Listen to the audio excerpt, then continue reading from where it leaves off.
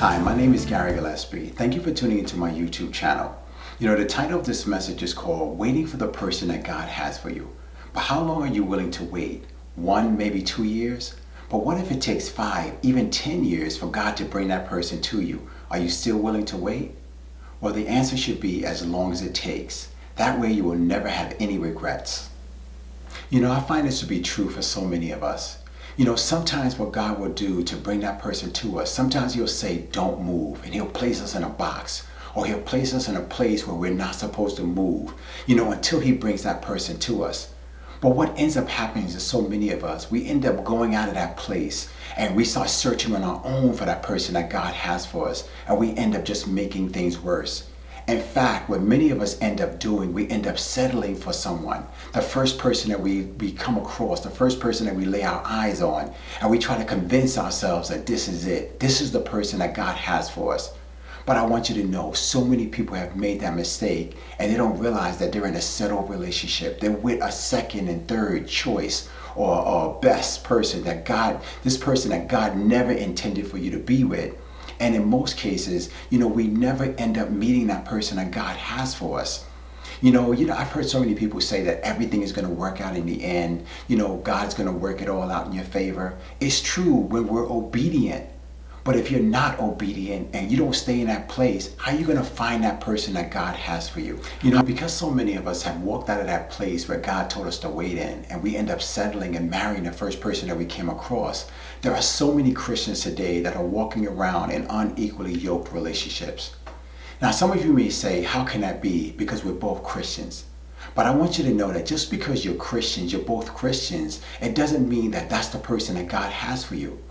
This is why so many Christians, they find themselves in relationships where there's so many arguments, so many disagreements. You can't seem to get along with one another. And the reason why is because many of you are in unequally yoked relationships.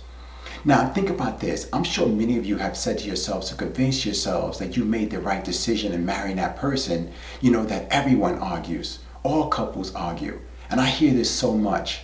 But think about this. What if the reason why so many couples argue is because they're in unequally yoked relationships? They're not with the person that God has for them. And that's why they can't seem to meet eye to eye, or they can't seem to come to agreement with one another, because they're not with the person that God has for them.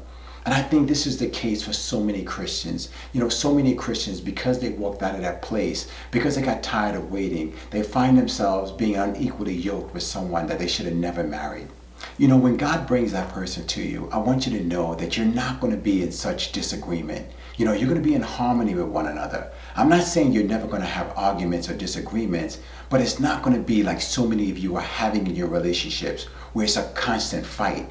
It's a constant disagreement. You can't seem to see eye to eye, like I said.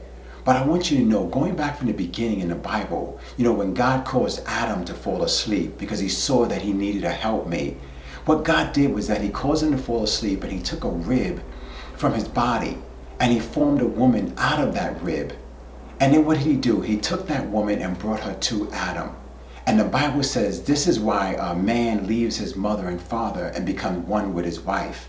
They are no longer two, but one flesh. And this is how it's supposed to be with us. When God brings that person to you, it's like putting the rib back in its place. There's not going to be two people, two entities. No, for there to be one flesh, two people coming together to make one body. This is how God designed it to be. But yet what we have is so many ribs that don't fit in the body of a mate. You're unequally yoked. You find yourself in a person with a person that you should not be with, and that's why things are not working out. That rib doesn't fit. Now, if you are waiting for God to bring that person to you, you're waiting patiently, what should you be doing in the meanwhile? Well, what you should be doing, you should be working on yourself. You should be getting yourself prepared, being proactive, getting ready to receive that person that God has for you. I think what so many of us do, we end up praying for our mate, praying that they have certain qualities, certain things that we know could be beneficial to us. But this is something we probably, even though it's no problem with doing, I think what we really should be doing, we should be focusing on ourselves. We should be working on ourselves. Because I want you to know that while you're being in that place of solitude and waiting for God to bring that person to you, I want you to know that God is working too on that person. He's working on that person too. He's telling them to get themselves ready to be ready to meet their mate. And I think, like I said, so many people make this mistake. They're so busy focusing on the other person and what they think that this person should have, but they should really be focusing on themselves. Listen, I want you to know this. God knows everything that you need. He knows everything that you want. God is already, the person that He has for you have everything. God is already, let me say it this way. God has already thought about everything. When it comes to sex, when it comes to this, when it comes to being one together, I want you to know that God has thought about everything. This is why I think it's such a travesty why so many Christians are running around. They're fearful, is that mate is going to be sexually compatible to them. And they end up testing the waters. And then they end up testing the waters. And then they end up testing the waters. And they find themselves in a bad situation. Sometimes ending up with somebody that they shouldn't be with. But this is how it should not be. I want you to know that God has thought of everything. He's already prepared that person for you and you for him. So what you should be doing while you're waiting for God to bring that person to you in that place, in that alone place, that's sometimes sad place, that sometimes when you feel like God has forgotten about you, you should be definitely working on yourselves, working on the things that you know you need to change in your life. Those things that God has been speaking to you about for so long in your life, telling you to change. Those things you haven't surrendered yet to God. These are the things that you should be working on, being proactive. Now, before I end this video, I want to share a brief testimony of mine with you about how I've been waiting for a number of years for God to bring that person to me. Now, I want you to know that even though I've been waiting, I want you to know that I know the person that God wants for me, that God has for me, rather. I've actually known for a number of years.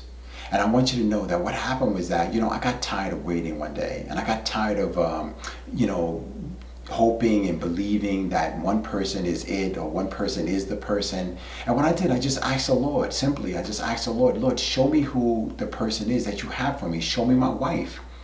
And what God did was that He did just that. He showed me who my wife was.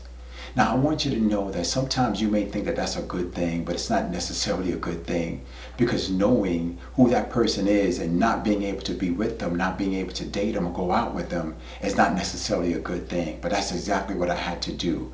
So knowing is not always a good thing, but it's something you can do. For some of us, this will probably keep us from going out into the world and trying to find that special someone on our own, trying to find out who God has for us and end up making so many mistakes and ending up with the wrong person.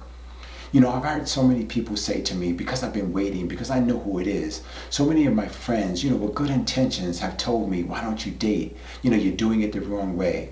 But I told them, no, I don't want to mess up. I don't want to be with somebody or let somebody get feelings for me and they're not the person that God has for me, especially since I know who God has for me. So why would I do that?